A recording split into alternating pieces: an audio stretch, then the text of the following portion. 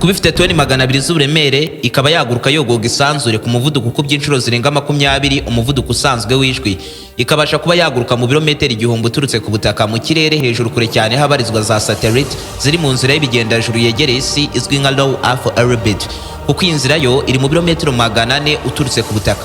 Ubyumve neza ko rero aho imisire yakwisekura bitewe n'ikigero cy'ubucucike bw'abahatuye, iturika ryagira ingaruka ku buzima bw'abarenga miliyoni 100, ubaze uhereye ku bakwicwa n'iri turika, abakomereka kugeza no kubasenyerwa n'itigita ry'ubutaka bwegereye hafi y'aho iyi misire yakwisekura.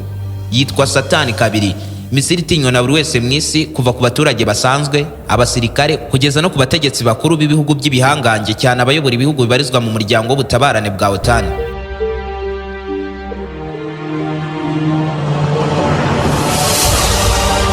Nicyo kintu cya mbere kiza ku mwanya w'imbere cyakozwe n'umwana w'umuntu gifite ubushobozi bwo kwisasira ubuzima bw'abantu benshi kandi bikagitwara igihe gito. Inzozi mbi za mbere umunyamerika yagira nuko Bwana Vladimir Vladimirovich Putin, umutegetsi w'Uburusiya, yategeka ngo iki gisasu kiraswe. Ariko se igisasu cyabitse ubwoba bupima amatoni mu mitima y'abayobozi bakomeye mu isi gikora gite? Byagenda bite ngo Putin ategeke ko iki gisasu kiraswe? Mwaha ikaze kuri uyu muyoboro mugari w'ibyegeranyo mu Rwanda. Nimba ari ubwa mbere uhageze, kisabwa no gukanda subscribe ugafungura inzogera kugira ngo ukomeze gutungurwa no gusobanukirwa na byinshi cyane bimeze nk'ibicanganye kuri iyi si nzima dutuye. Ndi Aime Christian. Ikaze. Aho ni waba wararembejwe n'abajura, wikeka y'inyatsi ku buryo ntacyo ukora ngo kiguhire, mufitanye amakimbirane mu muryango, ukeka ko umugabo cyangwa umugore wawe yaba guca inyuma, nuhirwa mu rukundo, wabuze umukunzi cyangwa urubyaro, naho utageze waka kazi ariko warakabuze burundu. Igisubizo cy'ibi byose ni muganga Ruti, ushyira iherezo ku bibazo byajujubiza ubuzima bwawe.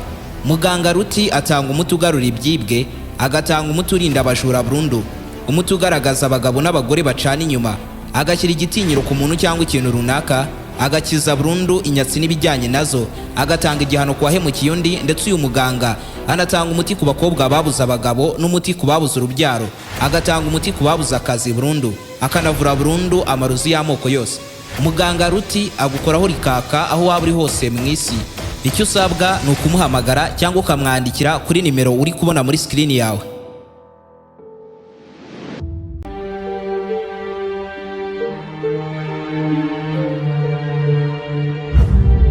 Kuwa kane tariki ya mbere z'ukwezi kwa kane mu 2018, Perezida Vladimir Vladimirovich Putin w'Uburusiya yatangarije isi ko ubu Burusiya bufite misile zigezweho zikoranye ikoranabuhanga rya gisirikare ryisumbuye riri mu zindi misile zose zo mu isi, cyane ko Putin yarimo avuga ko izo misile afite mu bubiko nta ntwaro n'imwe y'ubwirinzi yayitinyuka, kugeza no ku ntwaro z'ubwirinzi bw'ikirere cy'Abanyamerika ntacyo bwaba buvuze imbere y'iyi misile. Ni misile zakozwe ku mabwiriza ya Putin, zigakorwa n'inganda z'igisirikare cy'Uburusiya hamwe na kompanyi zikomeye zikora amasatelite n'ibindi bigendajuru. Nibo bafatanyije barema misile yitwa RS-28 Samad, itamirizwa akazina ka SSX Sate, izwi nka Satani 2. Ikaba rero ari misile yatangiye gukorwa mu 2009 igamije gusimbura misile y'Abarusiya yari yarapfukamishije Abanyamerika kuva mu myaka yo mu 1970 kugeza mu myaka yo muri za 2000, yitwaga R-36M2 Voyevoda, yatamirizwaga akazina ka SS-18, ikaba ariyo misile ya mbere y'Abarusiya yiswe Satani 2. Iyi rero ikaba iri muri misile za mbere zakozwe zambukiranyaga imipaka zikaraswa ku ntera ya kure hashoboka. Iyi misile ya RS-28 Samad Satani 2 y'Abarusiya ipima toni 200, ikaba yaraswa ku ntera ya kilometero 18,000, ikaba yatwara ibice by'ibiturika 10/24 birimo ubukana bw'ibisasu cy'Irimbuzi byaraswa mu merekezo atandukanye kandi bigaturikira rimwe. Bwa mbere igeragezwa n'igisirikare cy'Uburusiya hari mu 2015, bongera kuyigerageza mu mpera z'2017, ari nabwo Putin yumvikanaga imbere y'isi yose avuga ko afite misile yaraswa hariho hose mu isi inyuze mu merekezo yose ashoboka, aho izindi misile zitakwirahira ngo zihasunutse amazuru, nko mu bice by'amajyepfo n'amajyaruguru y'isi ahazwi nka NAF cyangwa South Pole, ahantu ubwirinzi bw'Abanyamerika budafite amaso, aho ibera mbi kandi ni uko Abarusiya bayirasa ikisekura hariho hose muri Amerika y'Epfo iciye hejuru ya Leta Zunze Ubumwe za Amerika ikarenda iturikirayo intwaro z'ubwirinzi bw'ikirere cy'Abanyamerika zitararabuka. Bituma rero kuba iyi misile yahagarikwa ari ibintu n'inzozi zitarema.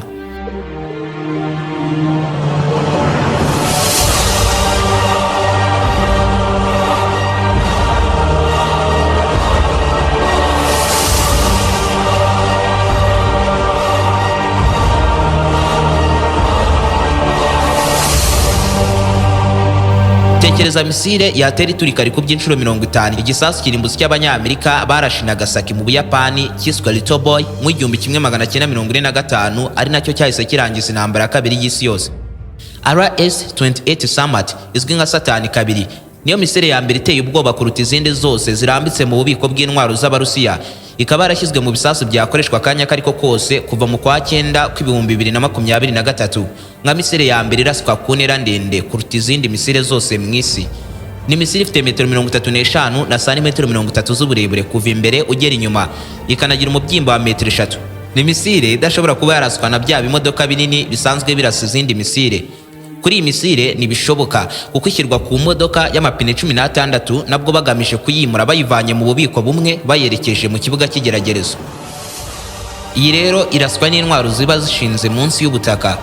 Iraswa rya misile nyembaraga nk'iyi bitangira ku meza asumba yandi mu Burusiya abazengurutswe n'abagabo bafite amapeti asumba y'abandi mu Burusiya bayobowe na Perezida Vladimirovich Putin, bagatekereza niba koko ari ngombwa guteza ibyago biremereye ku butaka bw'umwanzi. Iyo bafashe umwanzuro rero bawohereza ahakorerwa ubugenzuzi bwose bwa za misile ziremereye z'Abarusiya. Ubutumwa bukoherezwa mu nyandiko ihishe cyane yuzuyemo amakode baziranyeho ubwabo, nabwo kandi gufungura ubu butumwa bukarindishwa umubare w'ibanga. Mu bugenzuzi rero bakibona ubu butumwa bahita bashyiramo kode baziranyeho ubwabo, maze abasirikare bagashyira muri systeme y'intwaro ahantu bahisemo ko misile yabo iri buze kwitura, maze systeme igahita ikora imibare yihuse y'inzira misile iri buze kunyuramo ngo ishwanyaguze igipimo mu buryo bworoshye cyane. Iyo ibyo bisoje rero abasirikare bakoresha imfunguzo ebyiri bagafungura systeme igenzura za misile iyo zimaze kuba zaraswa igihe ziri mu kirere, maze izo mfunguzo rero bakazikaragira rimwe misile igahita iba activated. No kuvuga ko iba yiteguye kuba yaraswa akanya kariko kose, maze rero systeme igahita yerekana nanone ahahiswemo ko iri buze guturitsa kugira ngo abasirikare bagenzure neza niba nta kwibeshya kwabayeho. Maze rero basanga nta kibazo kirimo, umusirikare agakanda imbarutso, misile igahita itumbagira mu kirere.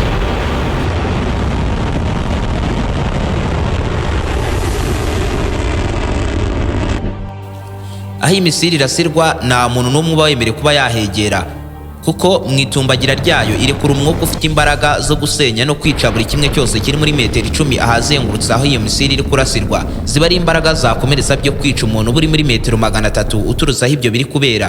Ibi binatera urusaku rukabije muri metero 800 ku buryo uhahagaze ahita apfa amatwi n'amaso bikabuko ubuziraherezo.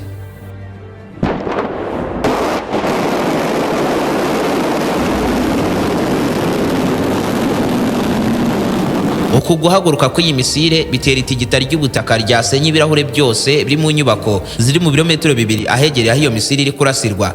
Ariyo mpamvu misile nk'izi zigeragerezwa kure y'abaturage. Ubugenzuzi bw'imisile aba ari nabwo bwonko bwuzuye bwayo, kuko nibwo buyiyobora mu nzira systeme yahisemo ko iri buze kunyuramo ngo igere ku gipimo. Iyi misile ibikoranye moteri zigenda zifasha mu kuyigurutsa mu merekeza agiye atandukanye. Nyuma y'iminota 2 rero iyi misile iri mu kirere byibura ibiri ku butumburuke bwa kilometero 50 uturutse ku butaka. Igice cyayo cy'inyuma kitandukanya nayo uburemere bwayo bukagabanuka, maze rero bikayongerera umuvuduko ikabasha kuba yaguruka muri kilometero 12250 mu isaha imwe gusa.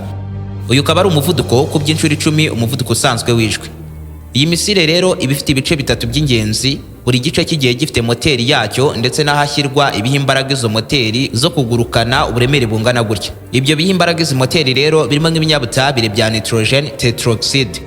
Nyuma y'uko rero haba havuyeho igice cy'inyuma kiba cyanagize uruhare mu ihagurutswa ry'iyi misile iva ku butaka, nyuma y'iminota 10 iyi misile iri mu kirere igice cyayo cya kabiri nacyo kiyomokaho, maze kuko haba hasigaye agace gato kaba kanafite ibiro bike cyane ku buryo kaba katumbagira mu kirere kure hashoboka, gahita kagera ku butumburuke bwa kilometero 1000 kure cyane yahamanitse za satellite, hakaba kure hashoboka kuri rwa rwego rw'uko nta ntwaro n'imwe y'ubwirinzi yahageze imboni. Iki gihe iyi misiri biri kuguruka ku muvuduko wa kilometero 24,500 mu isaha, umuvuduko ukubye kabiri uwabanje, ukaba umuvuduko ukubye incuro 20 umuvuduko usanzwe wishwe. Iyi misire ibikoze ku buryo igitutu cy'umuyaga wo mu kirere utahindurira icyerekezo nubwo ibiri kwirukanka ku muvuduko ukabije. Iminota 30 irahagije kugira ngo iyi misire ibe yakwisekura hariho hose mu isi. Iyi minota rero ishize iri mu kirere tayari bigeze hejuru yaho ishaka kuba yaturitsa, maze rero igahita yicurika ikitandukanya n'igice cyawe cya nyuma, hagasigara umutwe wayo ubukubiyemo ibice 10 kuri 24 bigomba guturikira rimwe ahantu hatandukanye. Buri kimwe muri ibi bice kiba gikubiyemo ubukana nk'ubw'igisasu cy'Irimbuzi.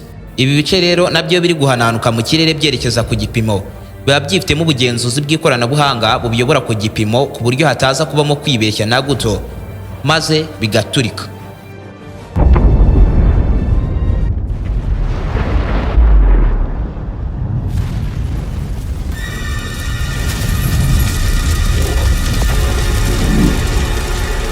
Iturika riba rifite ingufu za kilotoni 730 buri gicu kwacyo. Ibibarwa ko ryahita ripfiramo abarenga miliyoni 10 bitewe n'ubucucike bwaho cyarashwe, kikaba igisasu cyasenya byo kurimbura bya burundu leta 3 muri 50 zigize Leta Zunze Ubumwe za Amerika. Kimwe muri ibi bice 20 by'imisire kiba gifite ubushobozi bwo kurimbura burundu ahangana nk'akarere k'u Rwanda, abantu n'ibintu bihari byose bigahinduka ivu. Iryo turika kandi rigasenya amazu yose ari mu turere duhana imbibi n'ahaturikijwe agasenyuka burundu, ndetse abari muri ubwo burere bakanababurwa n'ubushyuhe bukabije, nabo bwakwivugana abafite imibiri yoroshye cyane cyane nk'abana. Naho mu tundi turere twegereye utwo turere twegereye akarere kaba katurikijwe, ibirahure byubatse amazu yaho byose byaturagurika. Ariko mu gihe imisiri ibice byaho byose byakwihuriza hamwe bigaturikira ahantu hegeranye, hasenya burundu imijyi minini ikomeye cyane mu isi igahinduka amatongo. Nk'urugero, iyi misire Satani kabiri irashwe yasenya bya burundu umujyi wa Tokyo mu Buyapani, uri mu mijyi minini ku isi kuko uyu mujyi ubamo abaturage basaga miliyoni 37. Iyi misire kandi ifite ubushobozi bwo gushyira hasi umujyi wa New York ugasenyuka ku kigero cya 95%. Yasenya by'amatongo Mumbai na Delhi mu Buhinde cyangwa Mexico City, umurwa mukuru wa Mexico. Babyumve neza ko iyi misire ari imwe gusa yarigitisha burundu ibirwa by'umujyi n'igihugu cya Maldives, kuri rwa rwego rw'uko abantu n'ibintu bihari byose byaba umuyonga, n'ibyo birwa nabyo ubwabyo bigahita birengerwa n'amazi, igihugu kigahita gisibama burundu ku ikarita y'isi. Ubu bushobozi bwayo bwihariye nibwo butumiza ku mwanya wa mbere ku rutonde rw'intwaro z'Abarusiya zabitse ubwoba bukomeye mu mitima y'abatuye isi, cyane cyane Abanyamerika n'abategetsi b'ibihugu bibarizwa mu muryango wa OTAN. Kuko iyi misire ikiraswa, ikiba kizwi neza 100% nuko ibigomba kwisekura ahantu yoherejwe, kuko nta ntwaro n'imwe y'ubwirinzi yabasha kuyitambika. Misire nk'izi ngizi za RS-28 Samad Uburusiya buzifite zirenga 60, ariko iyo ni imibare iboneka mu bitangazamakuru bikora igereranya, ariko ubundi nawe uzi neza umubare w'ibyo bafite mu bubiko. Gusa ariko nanone ikizwe nuko igihe cyose bagifite izi misire bafite ubushobozi bwo guturitsa igice kinini cya Leta Zunze Ubumwe za Amerika bibatwaye iminota iri munsi ya 30 gusa. Mu gihe wishimiye ibyo dukora, ushobora kuba dukurikirana ku mbuga nkoranyambaga zacu zirimo Instagram na TikTok. Ni Aime Christian 01. Niba ari ubwa mbere rero wari wisanze kuri umuyoboro mugari w'ibyegeranyo mu Rwanda, icyo usabwa ni ugukanda subscribe ugafungura inzogera kugira ngo ukomeze gutungurwa no gusobanukirwa na byinshi cyane bimeze nk'ibicanganye kuri iyi sinzi madutuye. Di Aime Christian.